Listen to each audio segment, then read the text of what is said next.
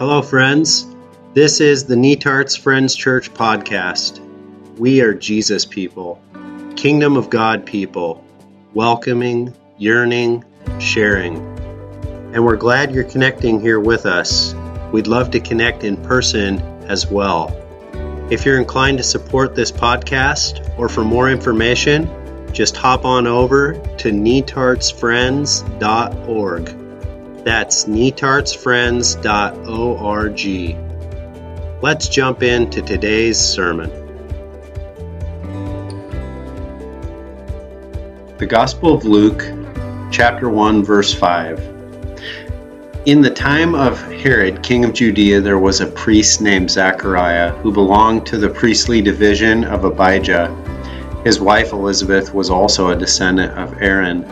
Both of them were righteous in the sight of God, observing all the Lord's commands and decrees blamelessly. But they were childless, because Elizabeth was not able to conceive, and they were both very old.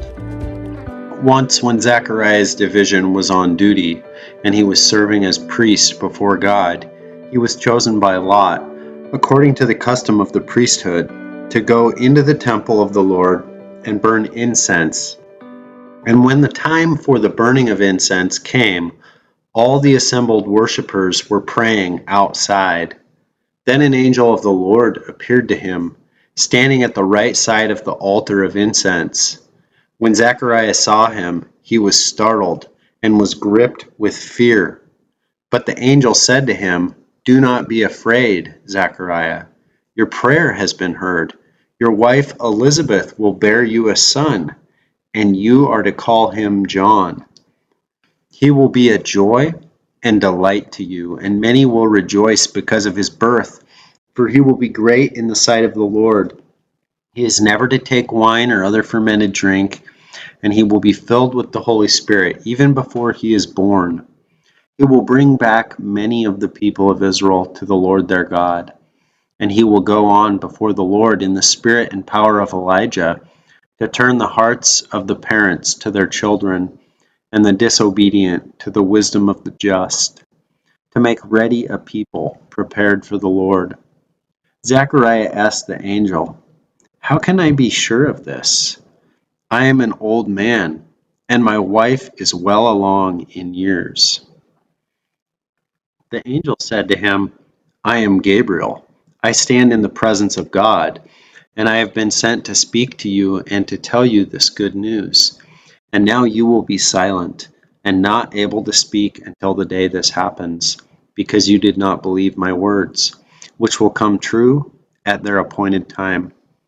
Meanwhile, the people were waiting for Zechariah and wondering why he stayed so long in the temple. When he came out, he could not speak to them. They realized he had seen a vision in the temple, for he kept making signs to them, but remained unable to speak. When his time of service was completed, he returned home. After this, his wife Elizabeth became pregnant, and for 5 months remained in seclusion. "The Lord has done this for me," she said. "In these days he has shown his favor and taken away my disgrace among the people." And that's the story that we are starting out with today.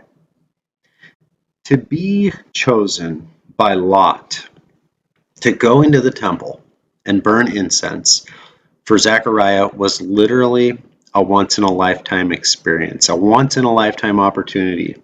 It was the pinnacle experience, the high point.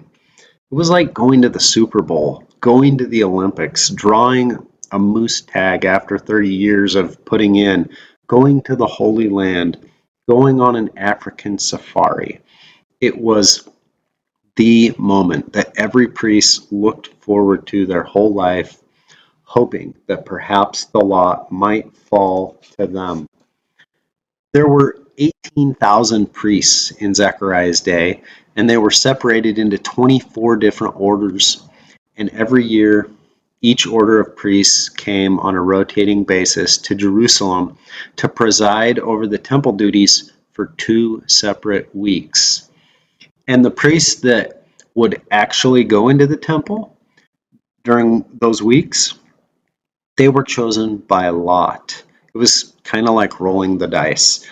And this once in a lifetime opportunity, it wasn't even available to the common people. You literally had to be born into it. To be a priest, you had to have the right parents, the right family lineage. Every priest in Israel could trace their lineage back to Moses' brother Aaron. This was considered the priestly line. Because I grew up in Wyoming, to put it in Wyoming terms, you had to come from good stock. If there was a take a selfie moment in the life of a priest, then this was that moment. Offering incense in the temple was the career high point, the pinnacle, the zenith for a priest. Taking the silver fire pan, ladle, going to the top of the altar, piling up the cinders, smoothing them back with the fire pan, scooping up the fire, emptying it into the golden fire pan, clearing the ashes from the inner altar and the candlestick, offering the incense, sprinkling the fragrant powder onto the glowing embers, taking the ash bin, prostrating yourself, and coming out of the temple and pronouncing the priestly blessing over the people.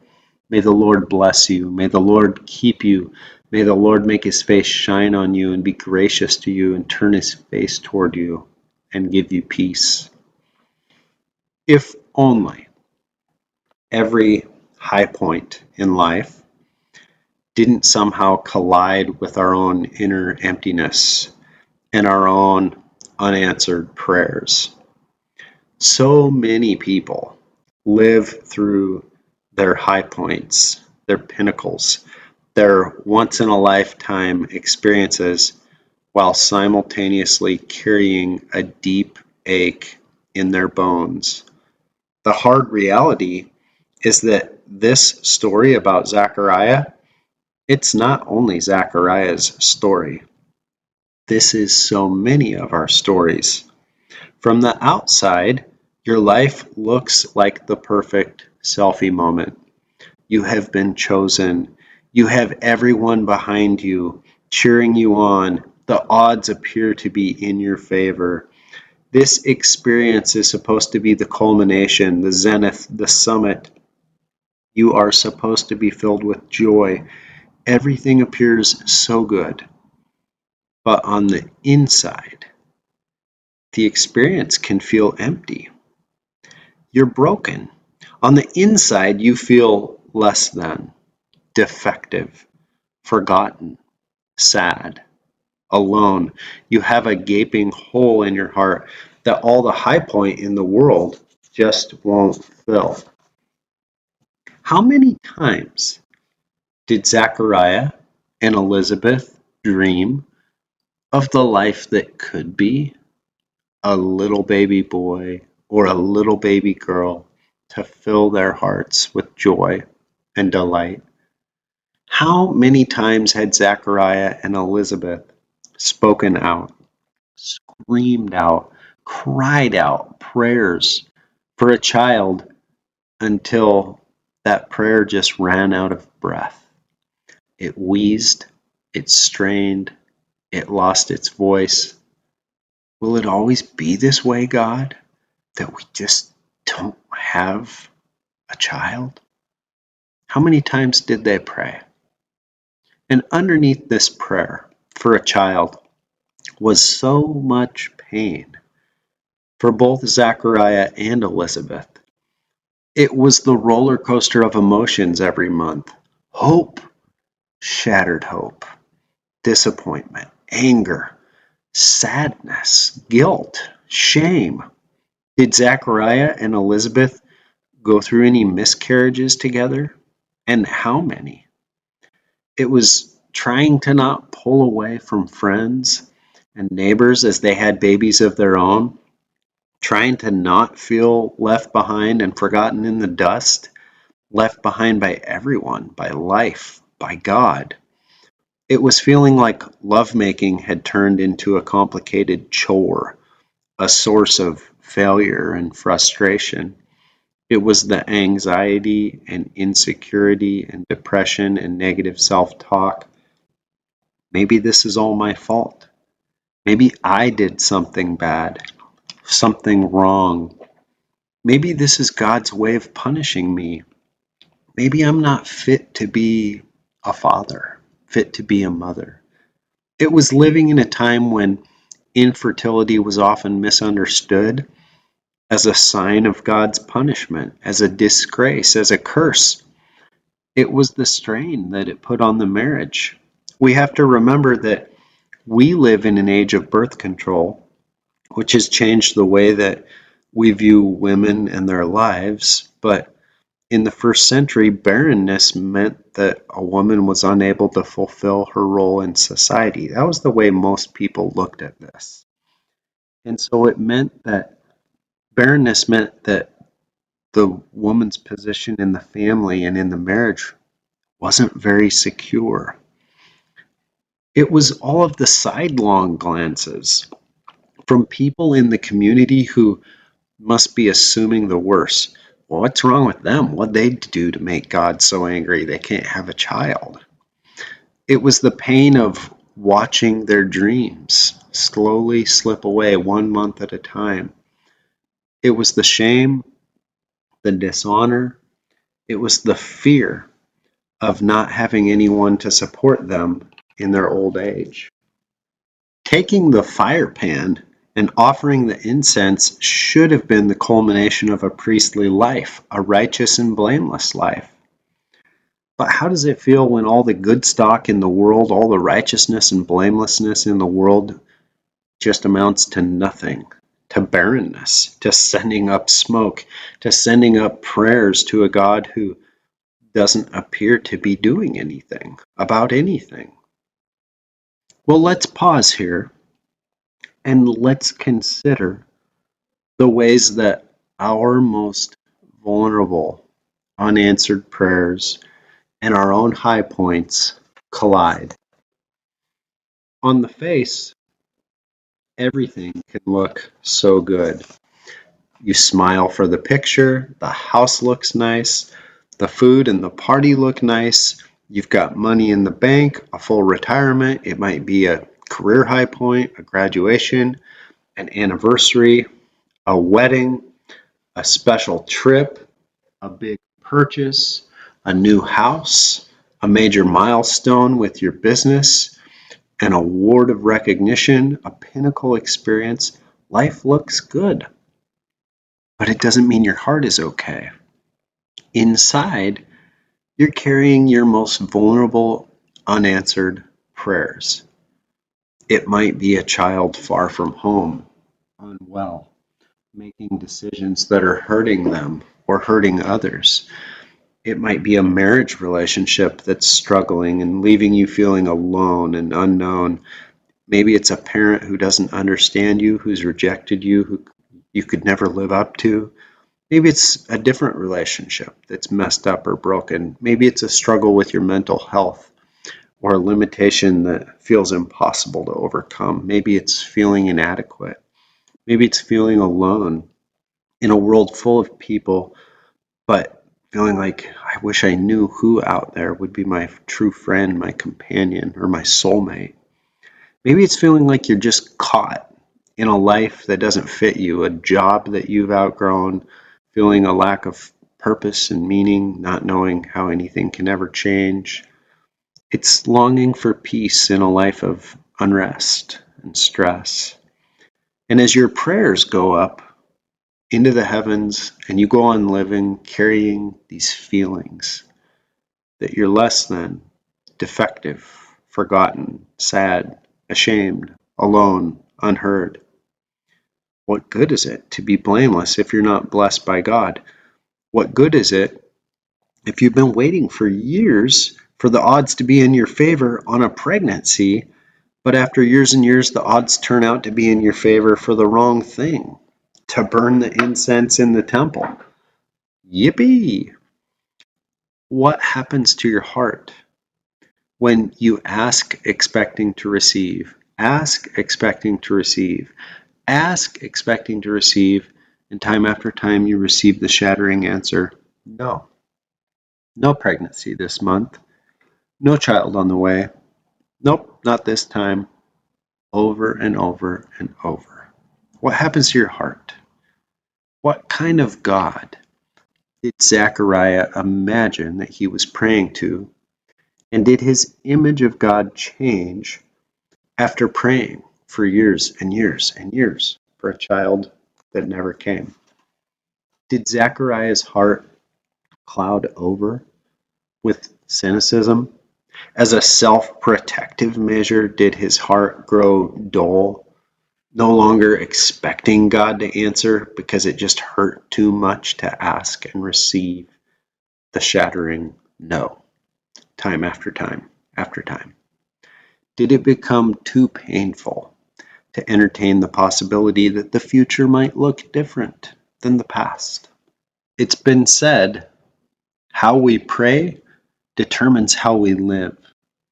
The angel Gabriel told Zechariah that his prayers had been heard and would be answered. The angel Gabriel promised joy, delight, rejoicing, meaning, purpose, a child. What more could Zechariah ask for? You would think he would jump for joy. It was the answer not only to his own personal prayers, but simultaneously an answer to the prayers of his people. Talk about an answer from God to warm the heart. And yet, look at how Zechariah responded. The NIV translation says, "How can I be sure of this? I'm an old man and my wife is well along in years." A more literal translation would be, "On what basis will I know?" Or, "According to what will I know?" Zechariah wasn't curious. How is this going to work out? He wasn't curious like the Virgin Mary when Gabriel told her about her unbelievable baby that was coming. He didn't say, "How will this be?" which is what Mary said.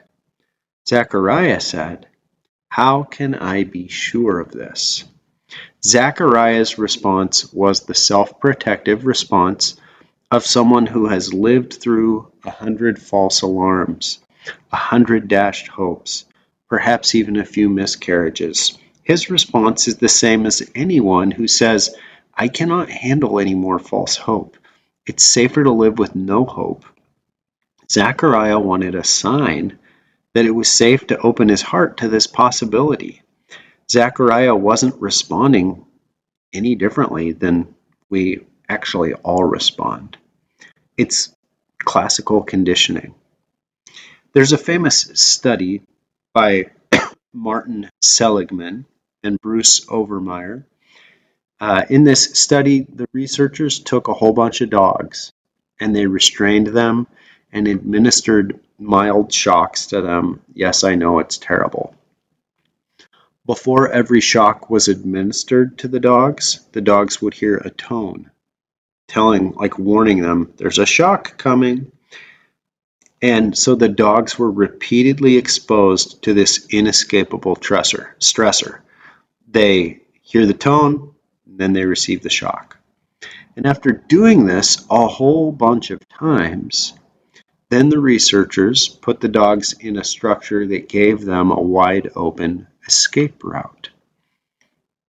And their hypothesis was that the dogs were being conditioned to associate the sound with the shock. And so when they hear the sound, if there's an escape route, then of course the dogs are going to take the escape route. They're going to bolt, they're going to jump, they're going to run, because why wouldn't you? If you've been restrained and you've heard a tone and you know a shock is coming, of course you're going to try to get away. Like, it just makes sense.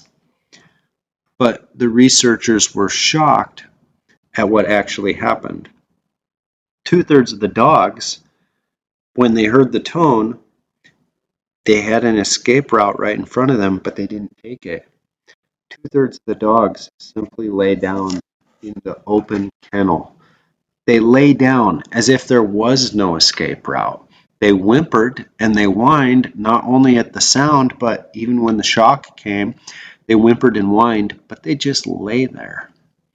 And the researchers called this behavior learned helplessness.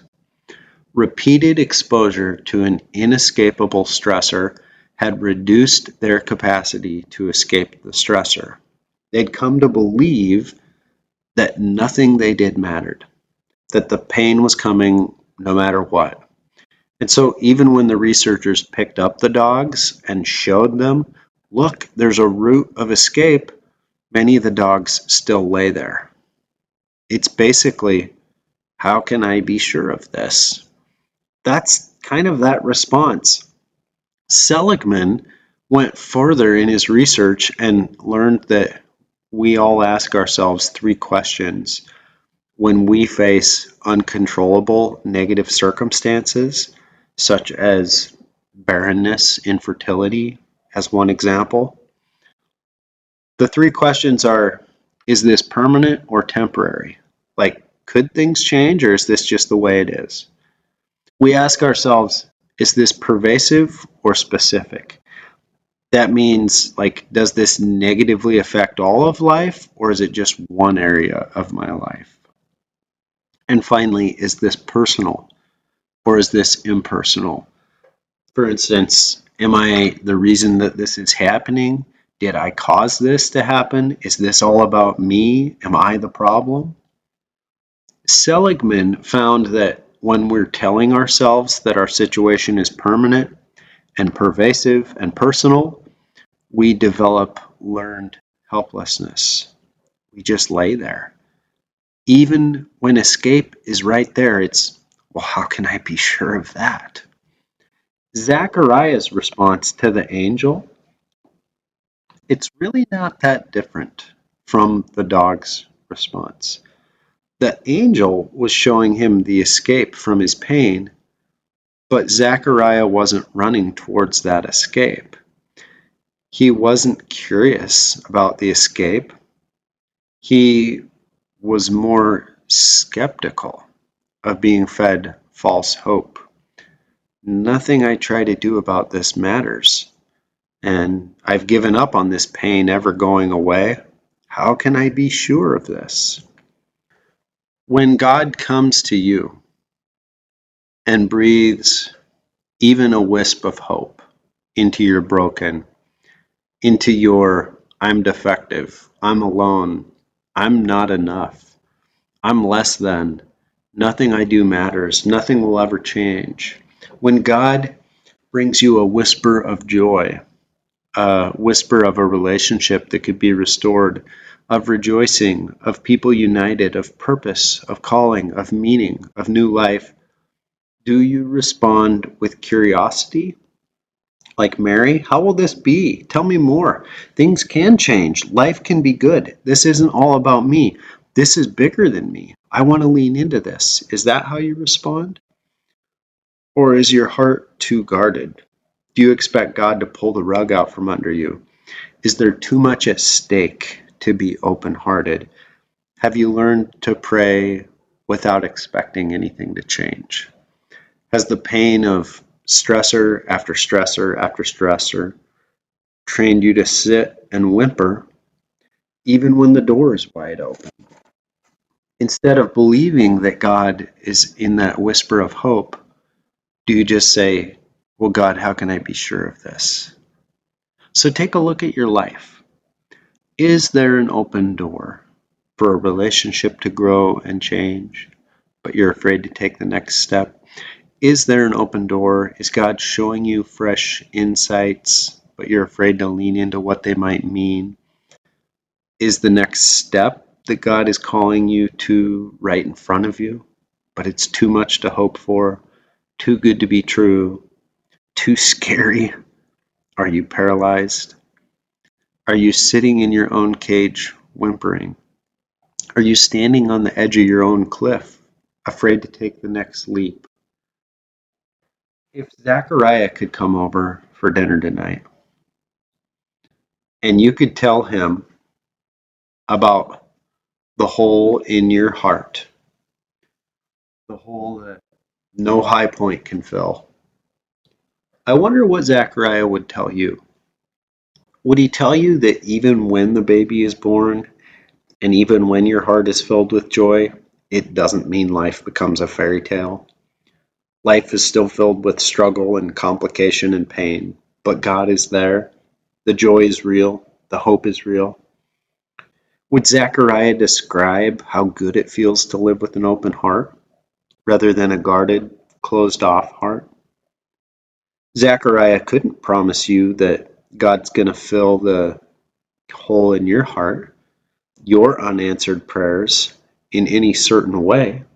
Zechariah couldn't promise that. He could only tell you what he learned to trust with all his heart. And that is, your prayers aren't going out into empty space. They aren't going out into a black hole of nothingness. There is a loving God who is listening to your prayers, hearing your prayers. Zechariah wouldn't minimize your pain, though. I think he'd tell you he gets it. And I think he would ask you, how is your heart? He would ask you about your prayers. Has your heart taken so many blows that now you're guarded, even in your prayers? In your prayers, are you no longer begging, no longer pleading, no longer expecting, no longer ready to jump, no longer ready to respond, to take risks, to make changes? Are you more numb, dull, just going through the motions? Are you testing the ice before you step on it? Like, how can I be sure? Have you given up on praying? Are you protecting yourself from God? And I think Zechariah would tell us what he learned about wanting to be sure. That there is no being sure. There's only leaning into God with all your heart, all your soul, all your mind, all your strength, and being open, curious, expectant, trusting, and vulnerable.